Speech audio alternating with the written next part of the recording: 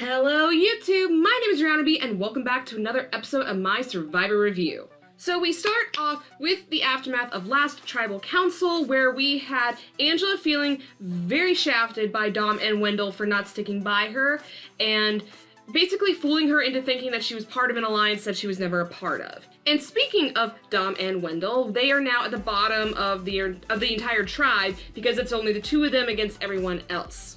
And this is the opportunity where Dom decides to tell Wendell that he has the actual immunity idol and not the fake one like he had mentioned, I believe, last episode or the episode before that.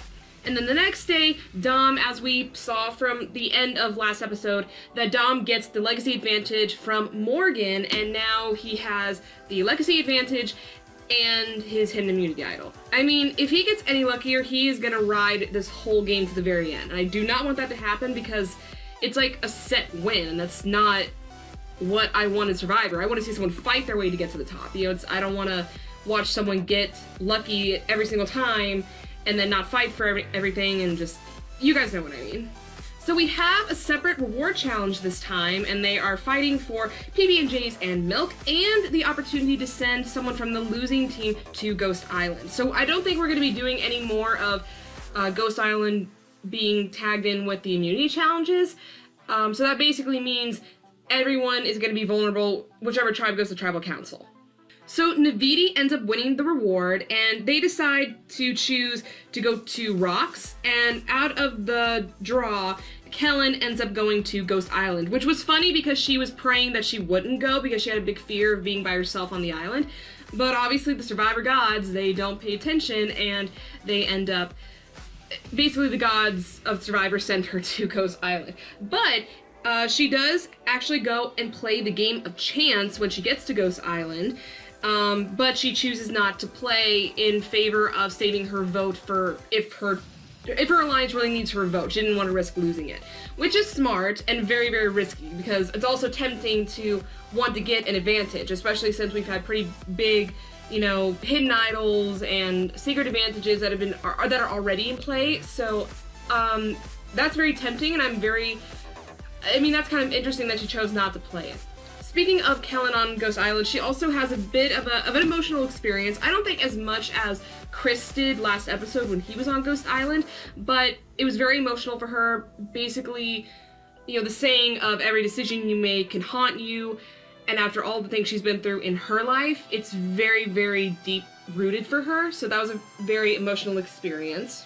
And then back at Navidi, Chris, now back from Ghost Island, he now wants to join up with the old Malolo along with Angela to form a new super alliance, which we kind of saw established semi in the beginning of the episode, but not everyone is okay with that plan, because Laurel and Donathan decide to go talk to each other, and they're like, we don't really trust Chris all that much. We'd rather prefer Wendell. So this changes things a lot. Now there's going to be some numbers that are possibly going to switch back to Dom and Wendell's alliance. And that's what Laurel decides to do. She decides to go and talk to Dominic, and they have a talk, and Dominic ends up telling Laurel about the real idol that he has instead of the fake one which he showed.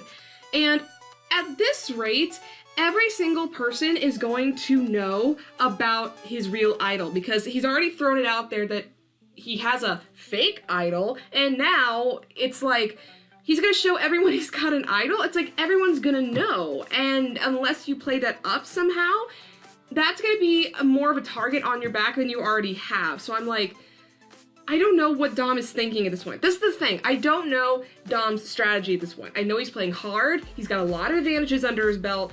But what is this really going to do for Dom's game going into the future? And I don't know his strategy. So it's like, it's kind of nerve-wracking to watch because it's like, I don't know what your plan is, dude.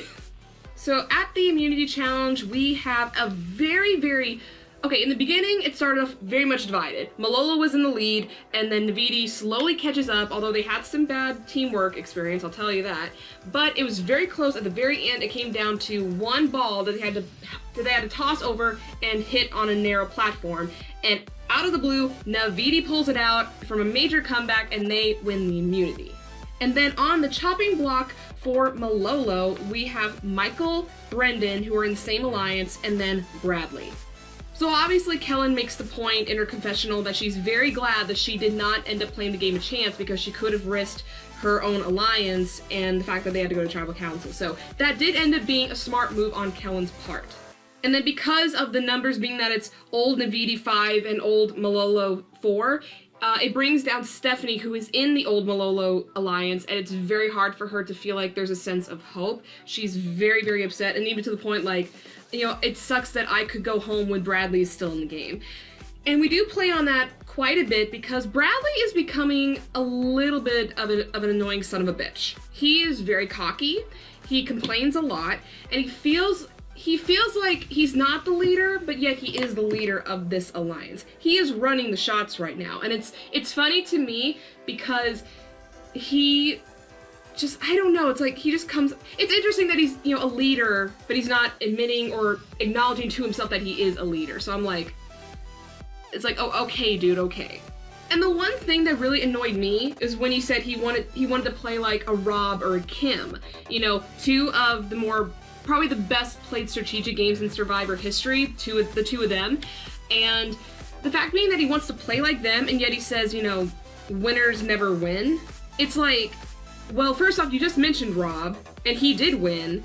And then you have Sandra, who's won twice. So don't go off and like gloat about, or, you know, go on saying that winners don't win when there is proof that winners have won. And especially since one of the people who you are inspiring your gameplay on is a winner in and of himself. Two of them are winners of themselves. So it's like, oh god, I find him very, very annoying at this point. I really do.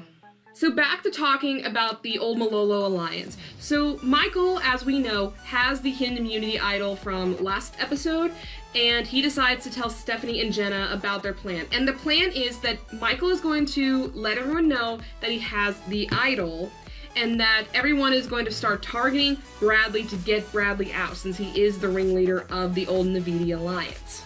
But the question is Michael gonna actually show his immunity idol at tribal council? Because that is a very, very big move to play. So we get to tribal council, and right away, Stephanie just nails it to Bradley and is like, you know, Brad is the leader, we need to target him, da-da-da-da.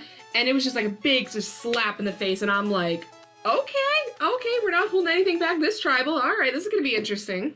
And then Brendan also makes the comment after that, basically saying that Sebastian and Chelsea are at the bottom of the old Navidi alliance, which is true, and that Sebastian has also shown some slight hesitation as to being in that alliance. And another hit is that not only does Michael actually show everyone that he has the immunity idol that he found, but he also claims that he can save 2 people with that idol, which, when I saw that, I thought that was absolutely brilliant, because it is the only idol that has ever existed that someone went home with that same idol in their pocket. Like, because I know that didn't come out exactly well, but when James was eliminated in China, he had that idol 2 times, because there was one on one camp and there was one at another camp, and he had both versions, and he went home with both of them in his pocket. So that is brilliant on Michael to say that because James went home with 2 of these idols in his pocket, this one idol that he had counts as saving 2 people.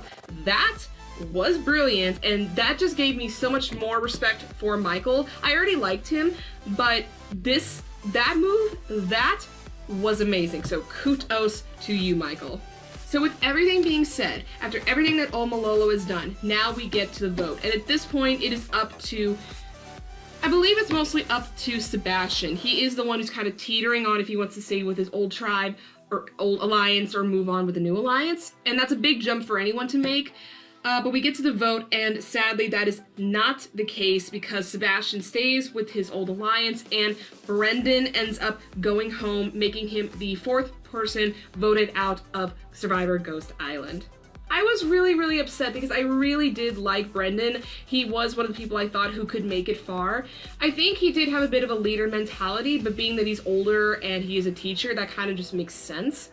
But I was very upset because I did like Brendan, and I'm very sad because I actually do like Steph, Jenna, and Michael, and it's sad that now they're down in numbers, so something's really gotta change in the next episode, or things are not gonna turn up well for them.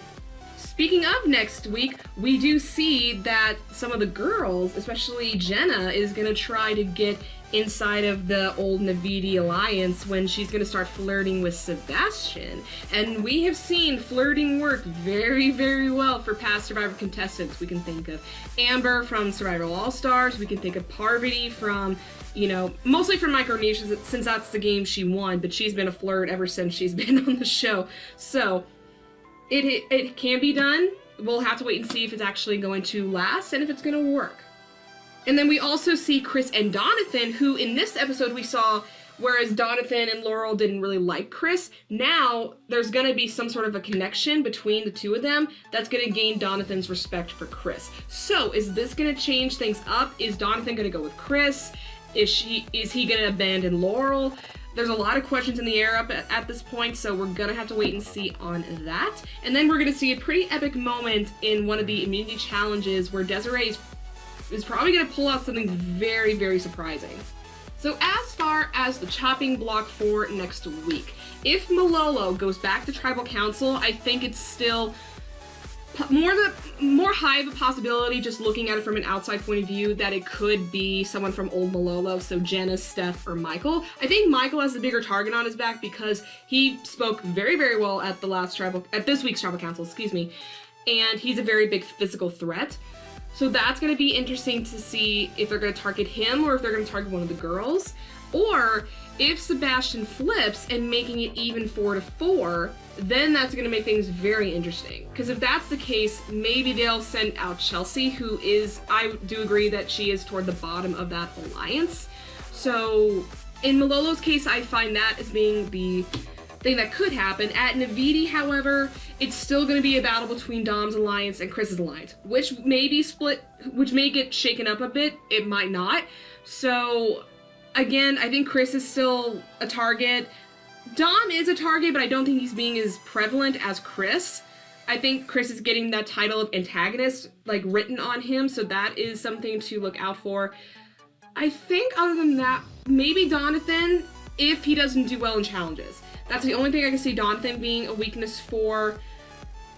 But I think that's it. I think it's mostly going to be a battle of... On Malolo, it's going to be a battle of alliances. On Navidi, it's going to be a battle between alpha male, which is what I've said in the past episode. So we're going to have to wait and see of how that's going to turn out.